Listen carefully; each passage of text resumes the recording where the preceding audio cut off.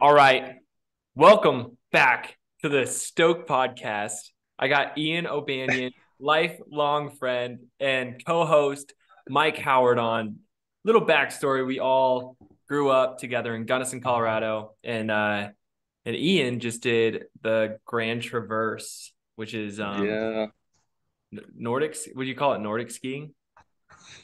Yeah, well there's three different races on the Grand Traverse. There's the run, the bike, and then I think the way that they classify it is an adventure race. So it's not like it's kind of like skimo racing, but longer distance, so it's an ultra skimo event. Nordic skiing, I think, is just cross country skiing, so it's a little different. But there were a few people that were I saw like three groups that were cross country skiing the whole thing, which is insane. Yeah, Really? yeah, pretty crazy. Just some old, like just old school CB and Aspen locals. Oh my! Yeah, Of course. pretty crazy.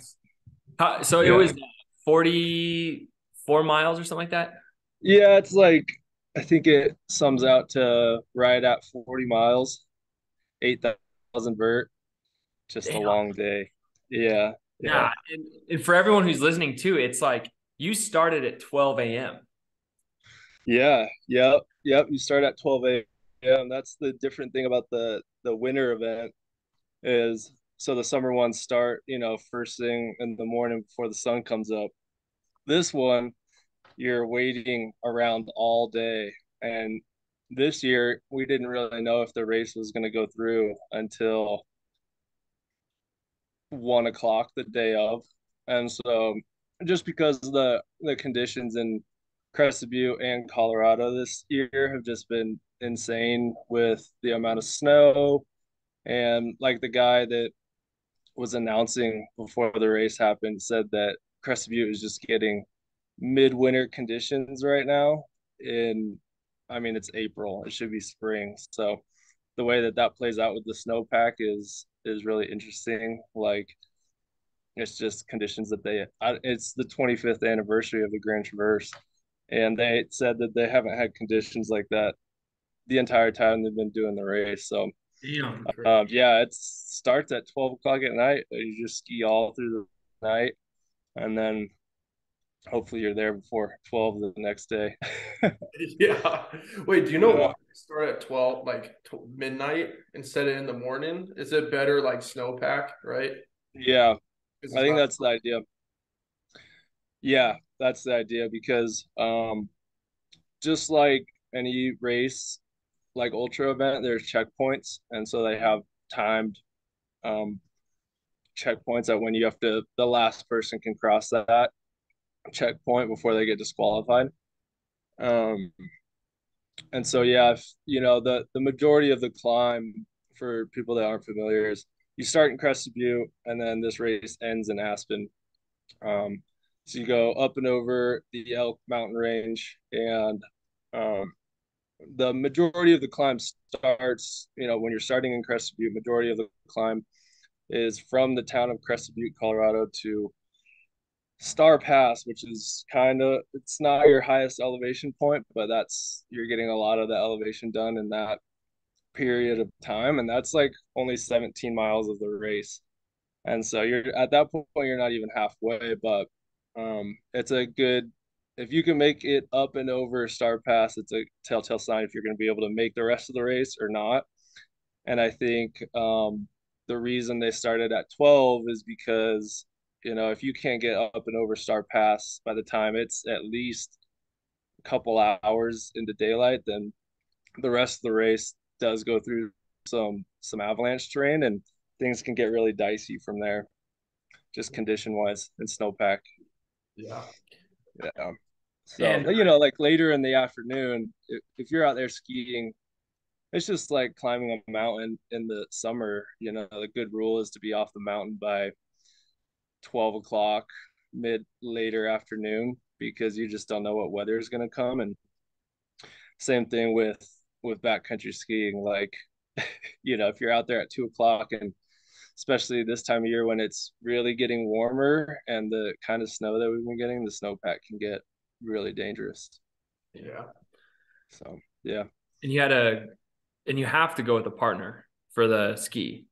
Yeah, yeah. That's why this one is so fun because it's a lot of these like ultra endurance events. It is kind of mano a mano, like you're with yourself majority of the time. You may do it with a friend, but it's really highlighting like a team aspect in this race, which I think is interesting. It makes it more fun. Yeah. Totally. So yeah, But you also rely on your partner too. So if he or she goes down or yeah. bonks like that, you really have to kind of let your race kind of go and really focus on making sure that they're okay, which is crazy, because most ultras don't have that. Yeah, yeah. It is pretty crazy because you spend all this time, training. You spend months training, and like it's just normally in an event like that, so many things can go wrong just with by yourself. But now you're adding another person, and so you have to be accountable for each other. You're carrying different articles of gear. You have a whole checklist of everything from a shelter that has to be able to be put up in terrible blizzard conditions. You need a pot, you need fuel to be able to melt water, tons of first aid, and before the race, they go through every single team that's out there goes through a checklist. And even if you don't have one article that's on that list, like no go, you can't go. So, um, yeah, it really does highlight like if your teammate's binding blows up in the middle of 20 miles in the mountains in the winter, it's a totally different um you're dealing with a totally different thing than if you were to do like some summer event where someone could just you could just easily hike out and go to a car, or someone will take you back to the start of the race. But here, if you get caught in a blizzard and you get lost, it's a whiteout conditions, or someone's feet just start freezing up, and I mean all that kind of stuff could happen really quick. Or even like something as simple as a pole breaking. I mean, you rely on your poles so much because they're literally your stability, and they help you traverse. So like even a pole, if that were to break, you have to have a spare pole basket. There's so much stuff that could go wrong. So it really is a miracle if you can get out of there without any terrible things happening. Yeah. So And that's like, a lot of the audience, who probably listen to the Stoke podcast are yeah, cyclists, and a lot of them do yeah, kind of bike packing stuff. So, yeah, but what's so crazy is like, I'm sure everyone can relate to, a mechanical going wrong. And if yeah, it's 75 degrees, you usually aren't stressed out. But I mean, if you're in midwinter and yeah. like you only, uh, you went in only like a windbreaker and a long sleeve, like Mm-hmm. if something were to go Yeah, wrong and you stop your body movement, like you'd get cold quick. I'm sure you really came quick. prepared like with a bigger down jacket, but your finger, Yeah, I mean, to repair a binding or, if you lost like your outer edge on your right ski, if like you got a big chunk taken out, like, oh, yeah, yeah, it's yeah, just a complete different way of handling it. yeah. And during the race, my partner's skin um froze up, and so basically it got kind of saturated with water when it was warm, and then the bottom of his skin froze, and so you have to bring a spare pair of skins with you. And so he slapped those on his skis, but they just were not gliding at all, and he couldn't get his other skins to unfreeze. And so something as simple as that just like really it slowed us down significantly. So and then like something as simple as and something that you don't think about too in the winter is like your bladder freezes up, or the hose on your bladder Oh, yeah. freezes up. And so my partner could not, his mouthpiece froze up and he couldn't get water for like 2 hours. And we were just kind of slogging through the tundra. And finally, like I looked back and he was just like, I gotta get some water. So he like had to undo his backpack, pull his bladder out, and just start chugging the whole thing. Um, so yeah, just little stuff like that, super interesting. Got But it. yeah, yeah. To compare that to, I know a lot of people that listen to this probably are doing more cycling, but you know that is relatable to something as, and especially when you have a bike or something, that all of those gear malfunctions can definitely set you back. And so being mentally, that's where the mental side of all of this stuff kicks in, is like you really have to train to mentally be prepared to handle those types of situations effectively, instead of freaking out and just losing your cool. It's so Yeah. important. Oh, and Yeah. yeah, it's just, and it's so hard. I mean, because I'm not really in. I like I've backcountry skied, but to do Yeah. something like skimo racing, I would be so lost if my skin froze. I would not know what to do. Yeah. Yeah. Yeah. I mean, that's, I don't know if you ever heard of like volley straps. Uh, Like they're these, it's like, it's literally just this strap that has just, it's kind of like a belt, but it's real small. And so oh yeah, yeah, for yeah, back, yeah, yeah. yeah. So for backcountry skiers, that's like the go-to. If your skin busts, or your binding busts, or your boot has a malfunction, you just wrap a volley strap around it. Hopefully that'll make you through to the end. Oh, But damn. yeah, yeah, I yeah. can't glide that well, can it? Did he have What's to? Did that? you have to do that? No, we didn't have to do that, but yeah, yeah. I mean, you would lose all of your glide and be out there for a while. After that, you would just be walking, trudging through the winter Yeah, tundra. might Oh, as well have snowshoes on. yeah, yeah, yeah. And So I'm interested. Like, I want to hear your preparation. Because you kind of came into it. You made an executive decision pretty late. I mean, right? Like, yeah, it wasn't like you had 6 months to prepare. yeah, yeah. Well, you helped me out a lot. I had several conversations with you guys Yeah. just before the race on um preparation wise, and I have another. We have a mutual buddy, Jack Starkey-Baum, who did this race last year, and so I got some information from him. But I think he was right in that he basically just said like it is really hard to get out there and do the type of training you need to do this race on skis. Basically, like on a bike, if you had to do 40 miles, I feel like you could easily go bust out 40 miles on a bike, or go run. But on skis, like it does make it more technically challenging, because I mean, you could go ski on some flat area for, a long training day, but to be able to get the amount of elevation and the experience that you're going to do in this kind of ski race, I found that really hard. Um, Especially living on the Front Range. I live in Longmont, Colorado, which is like plain land. And there's mountains to the west, but it does make it a little bit harder to get out there. And so training wise, I found just running a bunch was really good, because, and we had talked about this, just because you're using similar muscles and the movements are very similar. As when you're gliding on skis, you're just doing this like sort of forward motion, similar to running. So I found that super helpful. And then I just found this really cool trail that was just like right outside of Longmont. That was you could go out and do like an easy 22-mile day, just skinning it, which was really good. And I think the most important thing was just time on feet. We talked about that, just Wait, putting in so tons of time in boots. I want to stop you there.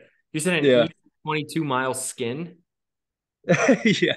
All 22 miles skinning. Yeah. right, so I feel like, wait, yeah, no, that's great training. That's great training, yeah. but you know, you're putting skis on and just skinning up this trail for like, is it 11 miles out and then you ski down? Mhm. Out. No, it's um so I knew just from doing the run before that it's the race is very gradual. There's not like the steepest part is right at the top of Star Pass there. And so there's a lot of just gradual ups and downs. And so this trail that I was training on was perfect because there was lots of rolling and up and down. And so no, like 11 miles out, 11 miles back, but there's just as much ripping skins, switching gear, that whole Nice. thing throughout the whole day, which yeah, took Dang. a long time. Like the first time I did that, it was like a 6 hour day of training. And that kind of blew my mind because I'm like, I was planning on ending the race in 12 hours. And so when you're all busted up and you have blisters on your feet, just because there's no way you can get your feet used to being in ski boots for 12 hours, you know? Yeah. So that I learned a lot from just doing those training events. Yeah. Yeah. And both you, so I'm talking Mike and Ian, they both Yeah. ran the Grand Traverse in 2020. And you did it Yeah. the year before. I did it the year before. And I mean, we got a bunch of ultra people in the house. So like Yeah. running 44 miles is insane to me. But what was the difference Mhm. between actually skiing it and running it? Yeah. The biggest thing, I mean, Mikey can probably say the same thing. You haven't done the ski, but just the running is so pounding on your body after a while. Um, skiing, you're gliding a long way. So mentally, I felt like that was the big difference there. Instead of pounding each step, Especially the you're down. just gliding. Yeah, especially the down. That's like I'm already like I'm gonna go out and go do it next year. Like I'm so stoked to to go do it again after doing the run. You know, I was like, well, maybe I'll do that again, maybe not. But the skiing is like I've been skiing. We've been skiing our whole life, so to be Yeah, able to go downhill after you climb is just such a treat. That's so nice. I know. But what was it like, at hour Yeah, uh 9 when you had to take your ski yeah, go ski? Was it yeah, yeah. It was because so this race, you basically the last 9 miles you traverse this long ridge, Richmond Ridge, and then at the end of that 9 miles, you're kind of at I think like 34 to 36 miles. It's just never ending. I mean, Mike knows we talked about this. Like there's seems like 100 hills Yeah. up and down, and they just never end. And you can literally hear. So the end of the race ends right at the base of Aspen Ski Resort, and so you can hear everyone down there partying, and you can hear music and stuff. I But was the it worst. seems like these hills just never end, and you're just oh my gosh, like one more mile to go. And yeah, when I ripped my skins at the very end there, 34 miles, and then went to ski down, you know, legs were shot. Like there's just no way you can train for that kind of thing. I feel like it. So my legs were shot. There's people, Jerry's all over the hill trying to ski, and you're just like trying to dodge everyone, just trying to make it to the finish line. So yeah, that was like the end of that race. The legs were hurting for sure. Oh, yeah, I bet. That was the Yeah, hardest part for me. What you were yeah, explaining, you hear everybody at the end and like doing the run. I was like crying going down yeah. it because it hurt so bad. Sorry, I don't know if I'm supposed to cuss on here. No, yeah, yeah. Yo, this is Okay. explicit. We can Okay. cuss. That was the worst part for me. It was being able to hear everybody, and my legs were totally broken, and I just started going downhill the whole. Like It was so I had hard. the luxury of being able to ski down, and as I was skiing down, was thinking about if I like had to run the end of this, no go. Like that, just running down a ski resort, rocky. Ajax is steep because you're at the very like start, like the gondola goes right up and you go straight down Ajax. Yeah. Like, get all the switchbacks. That was the worst part. Yeah. You did the bike, Quinn. Like what did well, I guess you didn't do we did it the year that you don't end in Aspen. Yeah. So for 2020, I mean, Aspen, the county of Aspen, they closed the town. So you couldn't go from point A to point B like the normal years. You had to go from point A in Crested Butte downtown, and then you had to finish in Crested Butte, which was a 52-mile loop. And I heard actually that was actually a harder route than the actual Grand Traverse because of you climb to the finish line instead of descend to the finish line, because it's like that big loop. So for biking it, like I don't have that experience of doing the point A to point B, which I wish I could. But I mean, the Grand Traverse, Crested Butte, Colorado, I mean, it was brutal. I mean, and plus that was my first ever mountain bike race, so I didn't really come into it with experience. It just fucking sucked. It just slapped you in the face. Yeah. I mean, for anyone that's interested in challenging themselves in that way, I feel like the Grand Traverse would be it's a great race. Look into it. Yeah, and if you're a skier, if you're a runner, or if you're a cyclist, I mean, or you could do all of them. Yeah, you do all Triple Crown. It's called the Triple Crown. Yeah. That's savage. You start in Crested Butte, run to Aspen, wake up the next morning, bike from Aspen to Crested Butte. And then is that how that goes? You bike the next morning back to Crested Butte. The opposite way. Yeah. Could you imagine going right back over to those Richmond hills? There's like 7 big hills that you have to go over, and it literally, Ian said it perfectly. It's like never ending. Can't see it ending, and they're pretty steep too. Oh, I remember that vividly. Yeah. It's a beast of a race. It's a good way to challenge yourself, and if you're up for it, it's a really amazing race. And you just see like it's not even I love to do these things because the reason I was mostly stoked to do this was just because when else do you get to be in high tundra like that in the middle of the night? And you're at the top, you're almost at 12,000 feet, 13,000 feet, and like you get to the top of Star Pass and you look up and there's no light pollution anywhere. So you can see some really amazing things, and it's just so quiet, peaceful, and you descend Star Pass. And I mean, we had like alpenglow all to the left, clear skies, there was no wind or anything. It was just like those are the reasons that you do those types of things, or those moments right there. There's just like they're so small in the grand scope of probably that your whole life and that race, but just to be able to have like that one little moment and it gives you that rush, like that is why I do those things. That I love that feeling. So and events like that too, I mean, they take a form of dedication, preparation. It's like it almost the event lasts depending on how far in advance you sign up for it. The event is 7 months, right? It's like getting your gear and training and making sure you're fit, and then come race day, am I fit enough? Did I do everything right for the last 7 months so that I can have this amazing experience? Because for me, it's like I train to not suffer. You know what I'm saying? Like during a race, the race itself is amazing. It gets you out into the backcountry.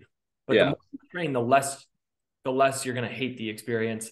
and I'm kind of lying because I push myself to such a limit on my Still race suffer. that like I still hate it. So Yeah. yeah, so it's not even like, oh yeah, no, it's like I don't remember any of my races. I get in such a black hole of like, let's go. Oh.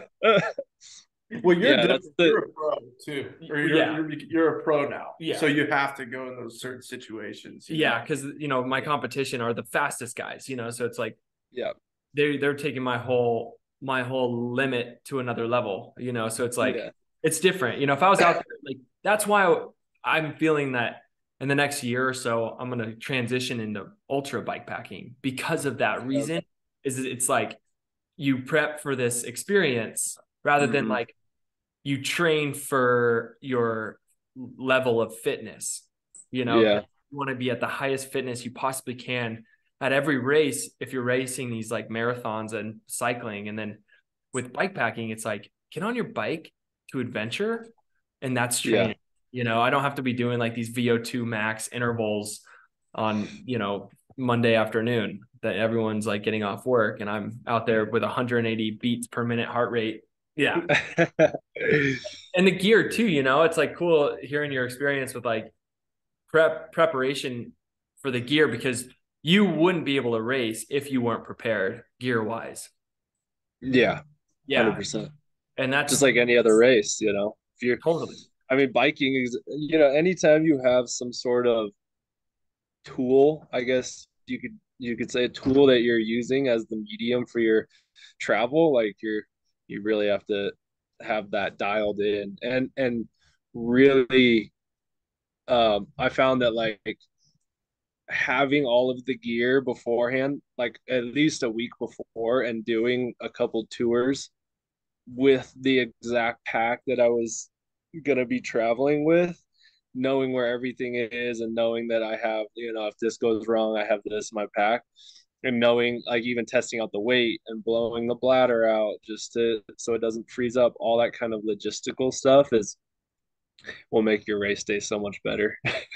Totally. And it's all like the coolest thing is like, I mean, you're probably still in the same boat. Like you're still learning all these things as you do these races. Each race, that's why I'm so excited to go back and go do it next year. Is like, I listened to a few guys talk about the Grand Traverse, but this applies to any racing that you do or any sort of event like this. Is like you truly, there's guys that do the Grand Traverse 20 times. Like there's veterans and they are still learning what works best, and everyone does something differently, but each year they're just slowly knocking their times off if everything goes as planned. So and that's the fun thing is like you can never master the ultra world. Some races are always going to go right, and then some races are never going to go right. It's just like you can't prepare for nature. I'm curious, do you ever have those moments during, I know you're probably hauling ass, but do you ever have those moments where you just look off and like and you can kind of have a moment of silence, and you really appreciate where you are and what you're doing and everything that led up to that moment?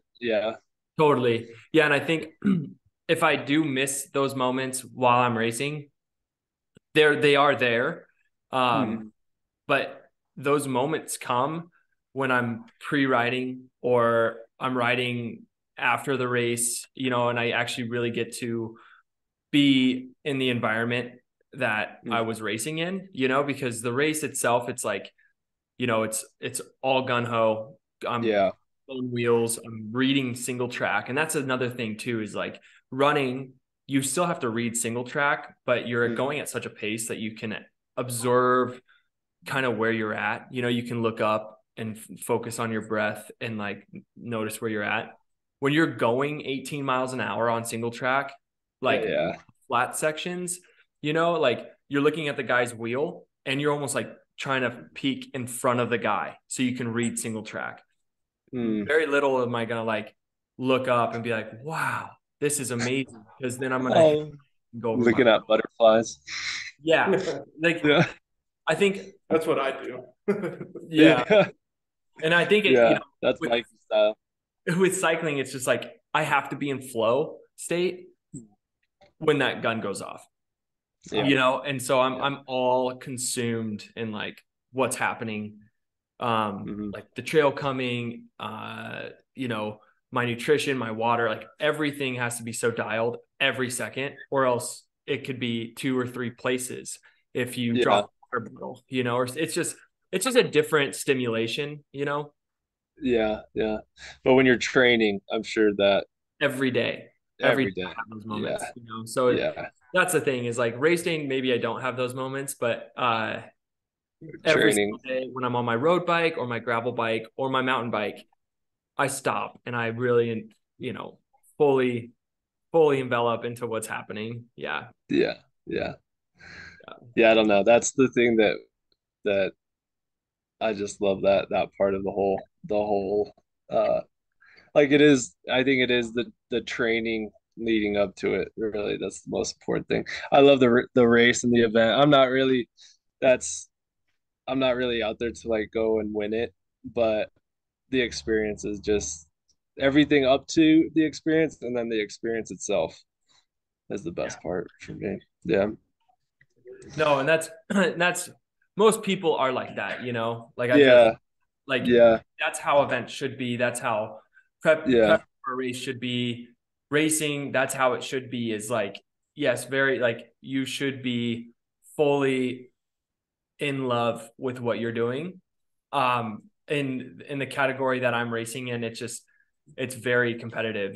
So it's just there's sometimes money on the line. I'm yeah. not Gotta in be that. dialed in. I'm not Yeah, in the top five to be in the money, but I'm trying to get, yeah, and still that if you're in the top 25 at those with those pro guys, I mean they're all fast.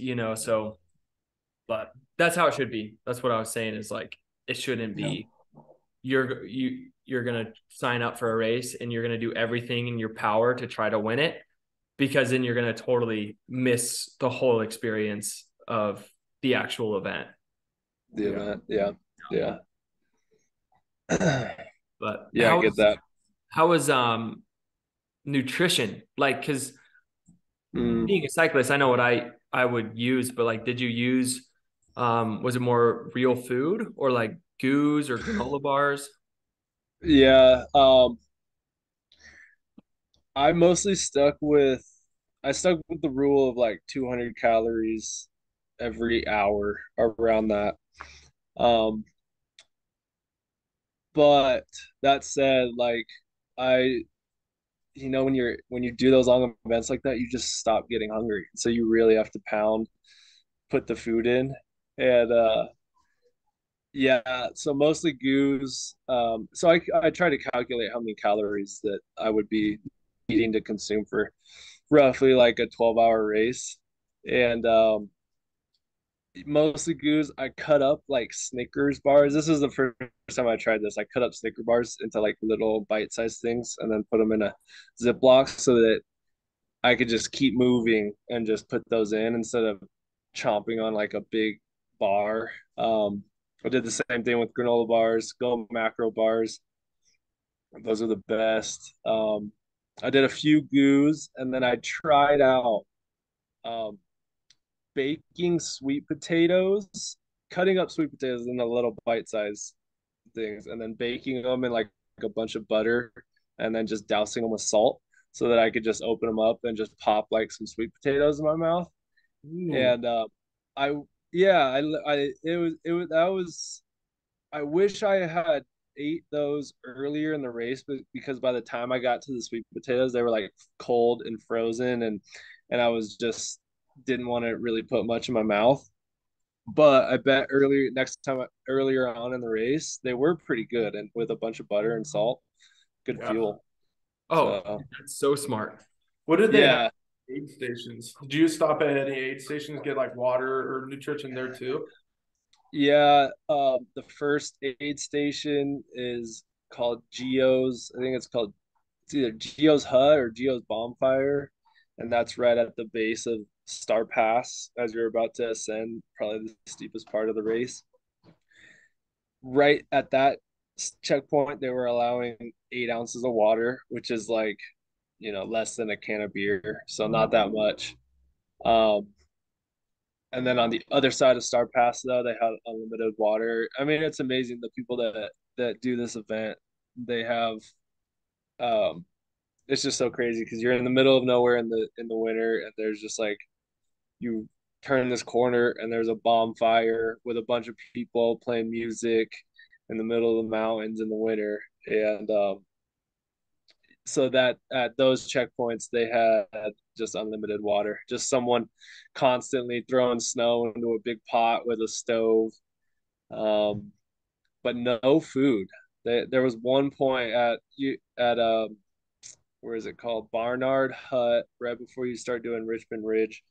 Yeah. There was a aid station with hot soup and noodles, and they had tailwind and some water. But other than that, there was no food. Fully supported. That's sweet. Yeah, yeah, And also could not be sweet at the same time, you know? yeah, yeah, Yeah, that'd be yeah. nice. Go ahead. No, when you do those, like, in any event like that, there's normally probably.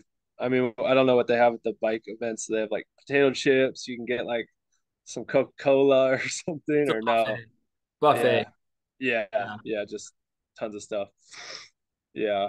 So that was another thing that made I like the coolest part about this race was that it had to be fully self-supported, and you had to have a partner, which um definitely the coolest part about this race, I think. And like a lot of teammates too were I never thought about this, but a lot of teammates were doing like a tow system where the stronger teammate would hook a rope to the back of his pack and then hook that rope to his teammate and then literally and not drag them but like really help them distribute weight. And I saw a lot of teammates doing that, which I thought was smart.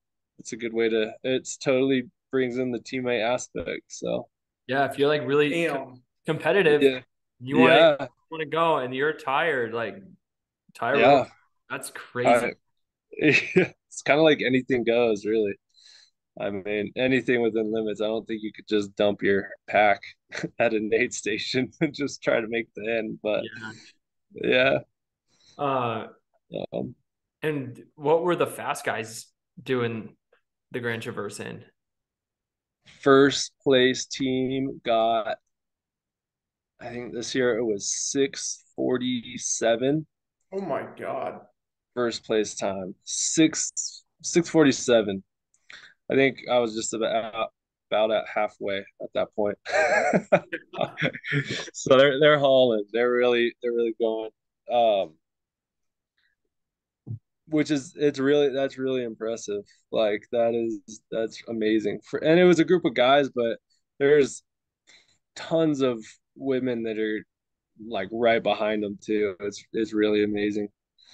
I Yeah. cannot imagine going that fast. So yeah, it's nuts. Yeah, they go so fast.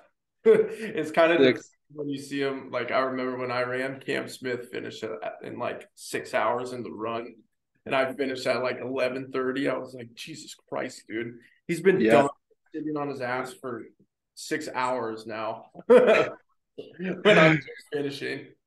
yeah, yeah. It is pretty amazing. Like they do tons of videos and stuff afterwards, and so I'm scrolling through Instagram at the Grand Traverse Instagram and looking at the videos of the first place team coming in, and literally looks like the sun was hadn't only been up for like half an hour, Yeah, which is so crazy.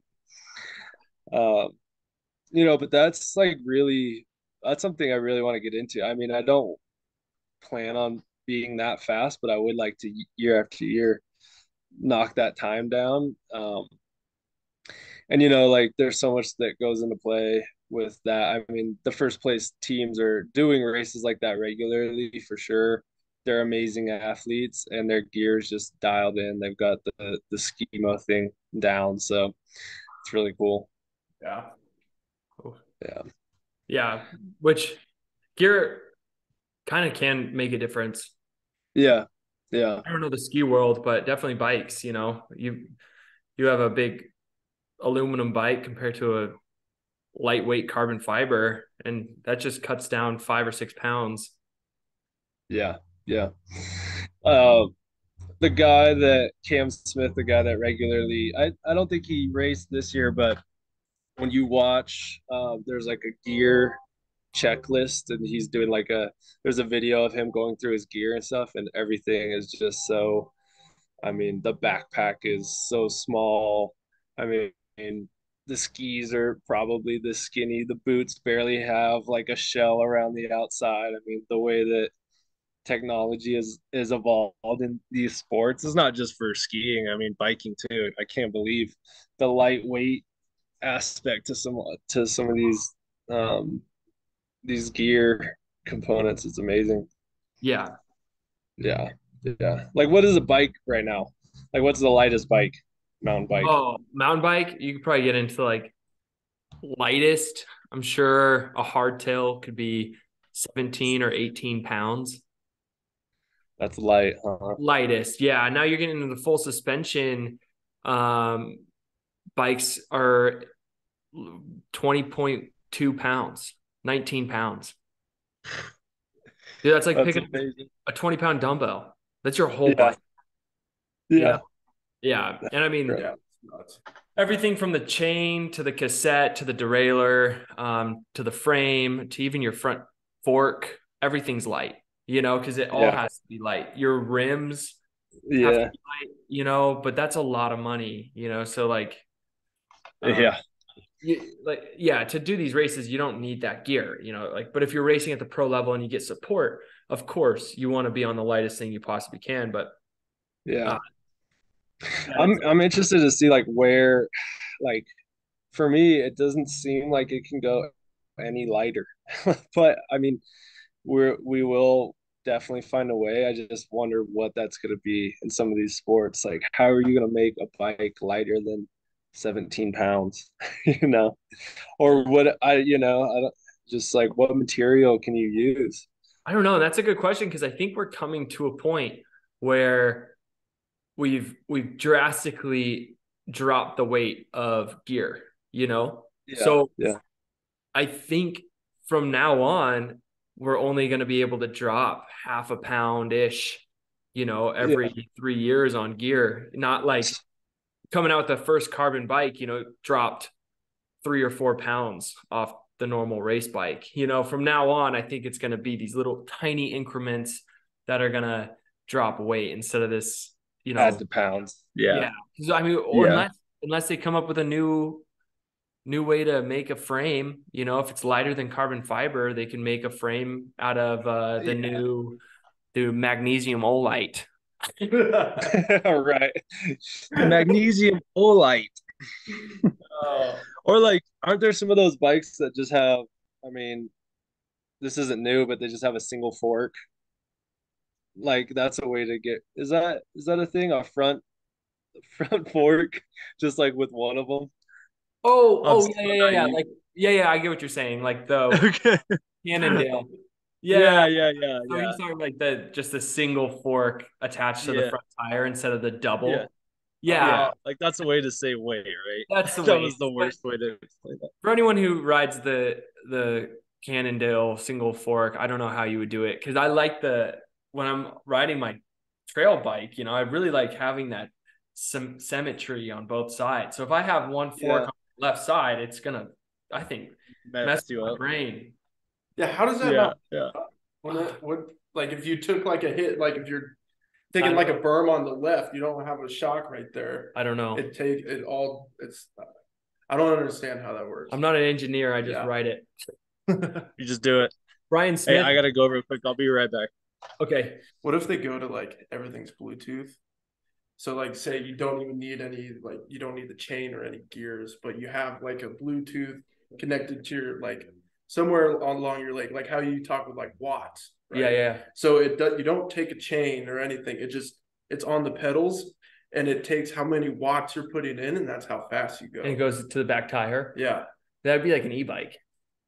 Yeah. See, that's hard, but I like your you idea. You know what I mean? Totally. Then you don't need the ring, and you don't need the chain. So there's Bluetooth shifting now. Yeah, There's exactly. a Bluetooth dropper post. Yeah. I don't know if there's Bluetooth lockouts Bluetooth yet. drop? Really? Yeah. So your dropper post is Bluetooth. So you just hit the button, put the seat down, and then you hit the button and it just goes right back to where it was. Oh, yeah, it's crazy. And that's light.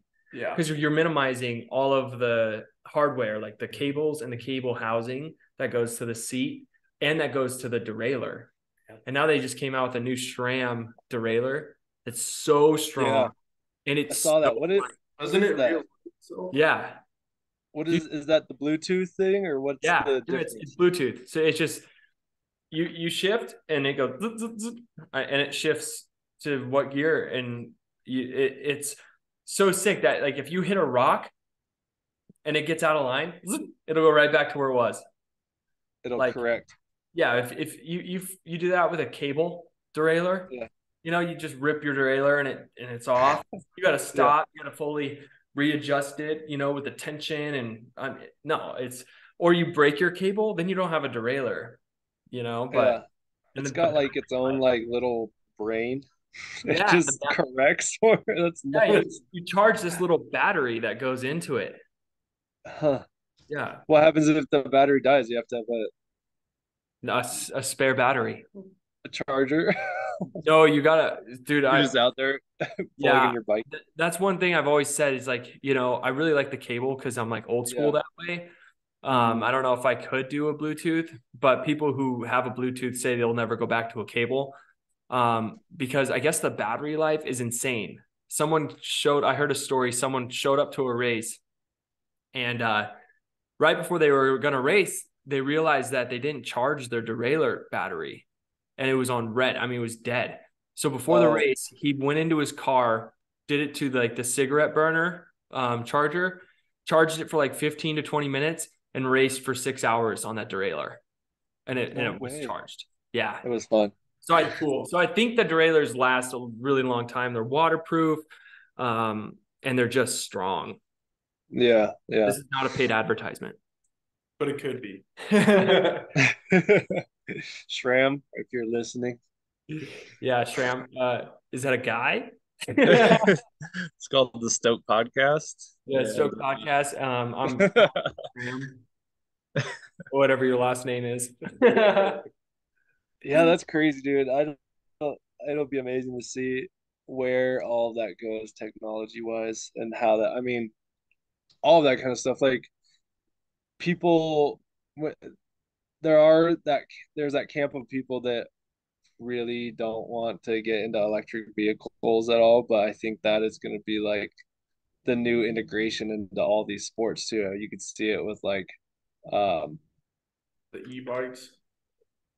Like e-bikes, and then even for another example, like we were talking about Formula One yesterday. Formula One cars now, they have a whole category for I don't know what they call it, but it's like electric Formula One vehicles. So you're gonna have that camp, but then you're gonna have like the people that will never go from changing their manual transmission car, like they want that reliability of, knowing that if something goes wrong, they can fix it. They're not going to be stuck out, or it's not going to ruin their race. So yeah, it's interesting to me. Yeah, and that's like I think with just our civilization, it takes years.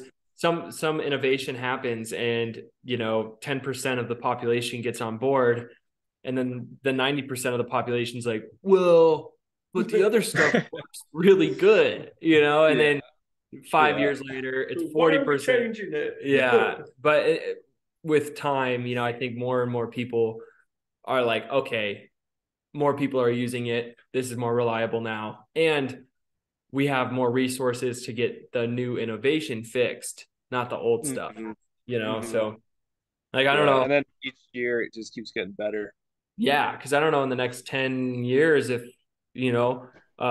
well, I'm sure in 10, but like 30 years from now, I don't know if a bike mechanic is going to know how to mess with a cabled derailleur. Yeah. I'm sure the mechanics listening to me right now are like, fuck you, man. That's never going to happen.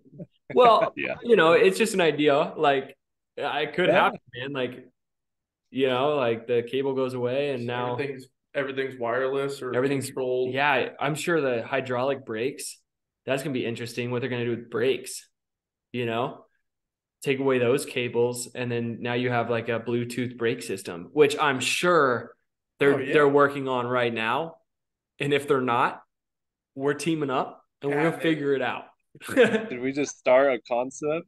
I'm sure someone thought of that, but well, it's our idea. If you're listening, yeah, what is that called? We had the we idea. we We invented own it. that idea. So Patent. Yeah. So if you guys see electric brakes on bikes, you can thank the Stoke podcast. Electric. Oh, your electric brake goes out. It runs out of battery. Oh, yeah. That was a good one. You need to go to get your brakes. No. You're just flying. Cables. But yeah, I know it's cool. And yeah, the skimo world, if I lived back in Colorado again, I would for sure I know you would. Pull into that. That would be a good cross. Oh yeah. That's all you got in Gunnison, Crested Butte. Do you feel like you're in better shape, Ian, after doing, I mean, obviously you were in good shape, but do you think you could like run, I don't know, at least a marathon right now after doing the ski? Because you're saying it's pretty simple. I could run a marathon, but I'd probably be hurting. Yeah. For sure. Yeah. I was gonna say there's no right answer to that. It's like, well, can you run? Yeah. It's like, yeah. Can I? Yeah. Yeah. You know what I mean? Yeah. Mike, you can run right now. It just would suck. Yeah. Yeah, it'd be a long day and I would not be feeling good, but I could run it, but it would not feel good. When you're training for like something like the sport specifically, like doing the run, it's regular that you go out and go run a marathon, like just for your training weekend, which is crazy to think because they're doing the same distance. So it really tells you the types of muscles and the movements that those muscles are responsible for are so important for that race that you're doing, whatever sport it is. Yeah. Totally.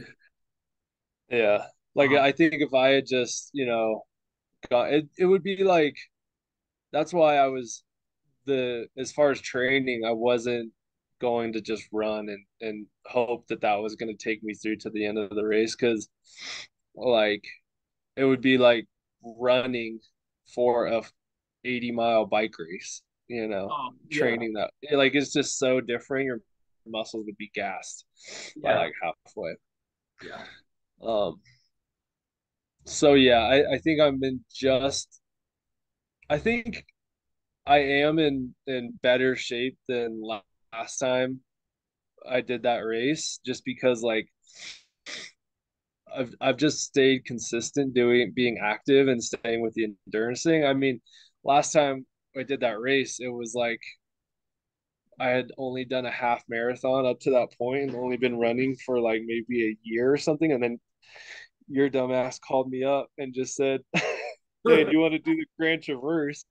And so that was just totally new. I remember doing the first like 16-mile run and being so gassed and like nauseous and having a headache, just because the endurance, I mean, we all know this, like it's just building up the more you do it over time. And so to be fairly new and then pushing your body to those kind of limits, like doing a 22-mile run for the first time, then doing it again, and then trying to go farther, and then doing a 30-mile run. Like each one of those experiences is totally new on your body. And the same thing, if you go out and you've never done like 100 miles biking, it's going to be a shock to your system. So I think the fact that I've been staying consistent with that endurance stuff up to this point, I was feeling good. Even up to like mile 30, I felt pretty good. Yeah. It's like this muscle memory, like yeah. You could just take. It's amazing. Yeah, and consistency over it. You know, if you're just consistent, you don't have to for cycling purposes, putting in 25-hour weeks, you know, like if you just consistently do 8 hours, 10 hours, 12 hours a week, and allow your body to recover and have fun with it, and then go run on an off day or do yoga or go on a hike or play disc golf, like, or climb, you know, like all those things are building the reservoir of fitness, you know. So a lot of people have that misperception, right? Like, I'm gonna go out there and smash it every week so I can get fitter and fitter and fitter. It's like some weeks you might need to chill, and some weeks you might need to have fun. You just blow out. Oh yeah, then it doesn't become. Then it's not fun. Yeah. That's the reason we do it.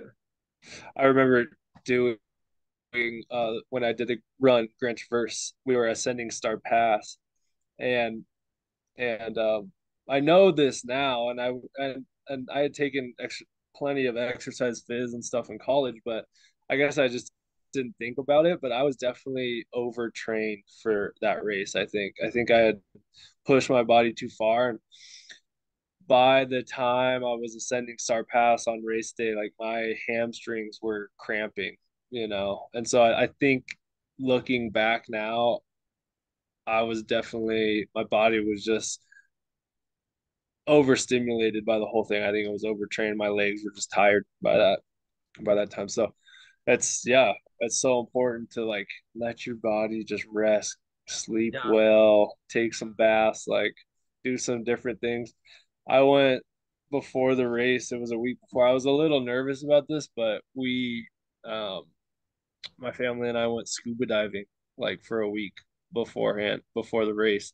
And I thought, I was kind of nervous in the back of my head that was going to ruin all of the training, but that's where you just got to tell yourself, like, you're actually doing something different for your body and letting your muscles heal, and you should be fine from there. Like, yeah, dude, that's so cool, you know, because it becomes a disorder.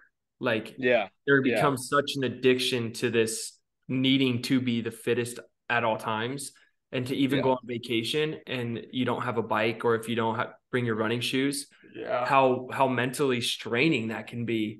And like, because I do it, you know, but I guess I give myself that leniency though. Like if it's been too much on my body, like I can give myself that, like, okay, we'll chill, you know, I'll be on my bike, but it's more for the fun of it. It's not for the training purposes.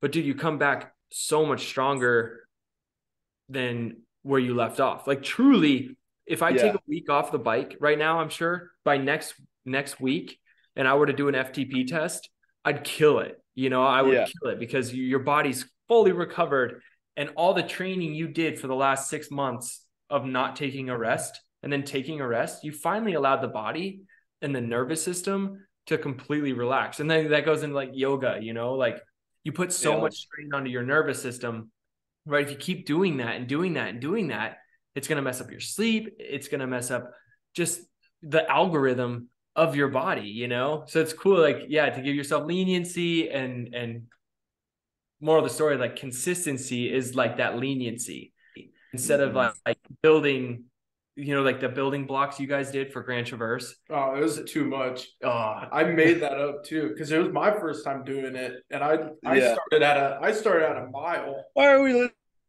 listening to Mikey about this? Goodness.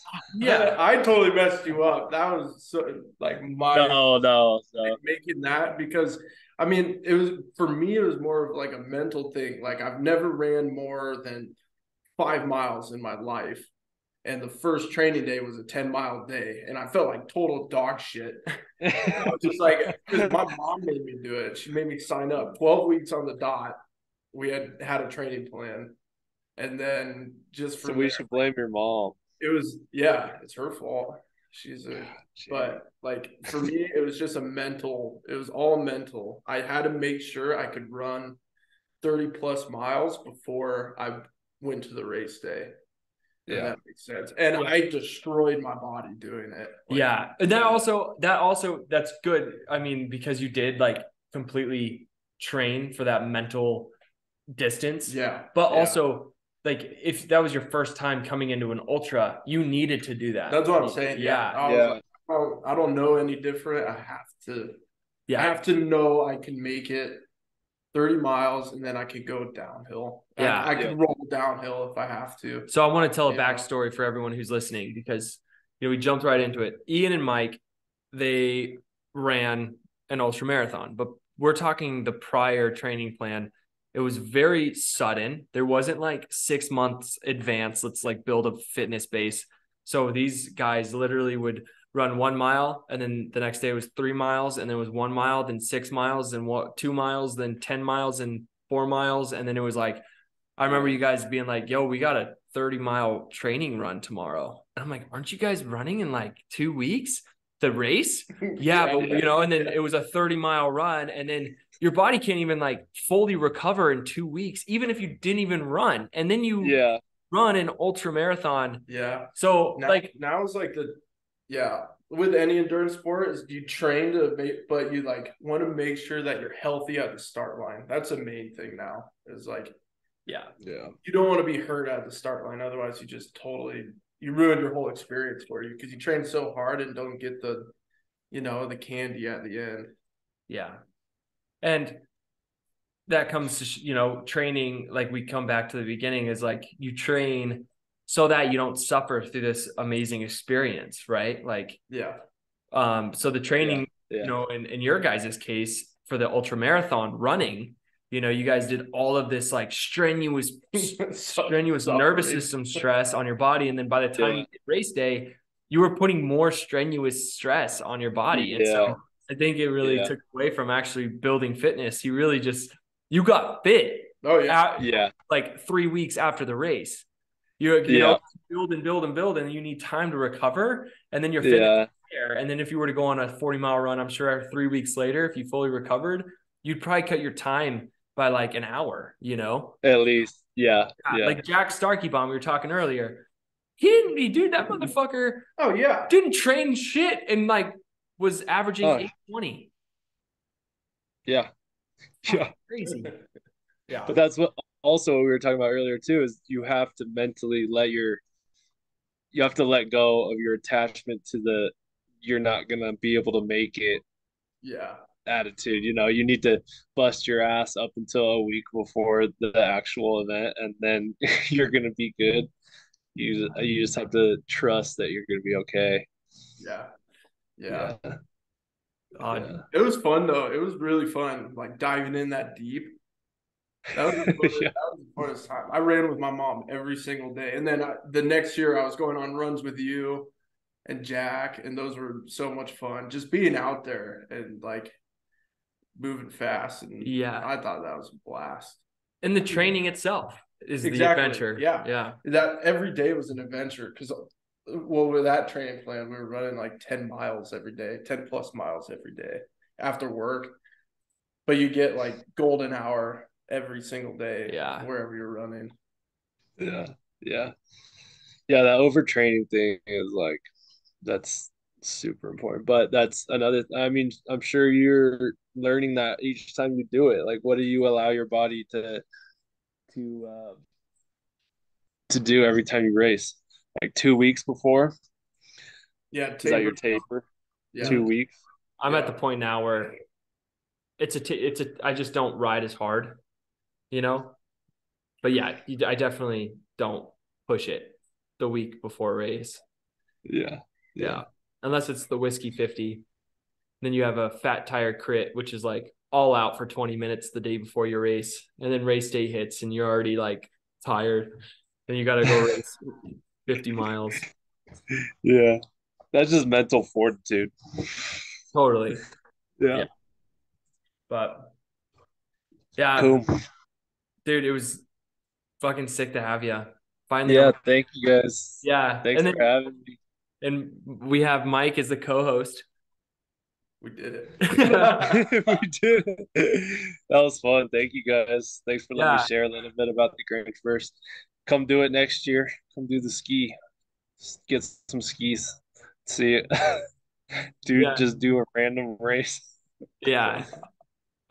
Knowing me, I think I would get way too into it. Yeah. Stick with biking. Yeah. Cool. Well, thank you so much. Yeah. Yeah, absolutely, my man. And Cool. yeah, stay on. Well, I can end it, but you and I we can still. Oh, okay. Okay, cool. Okay. All right, guys. You know the drill. Stay stoked. Stoked podcast with Ian O'Banion, co-host Michael Howard. All right, guys. Stoke that fire. Keep it rolling. Keep it rolling. So, thank you. Do I leave this? No.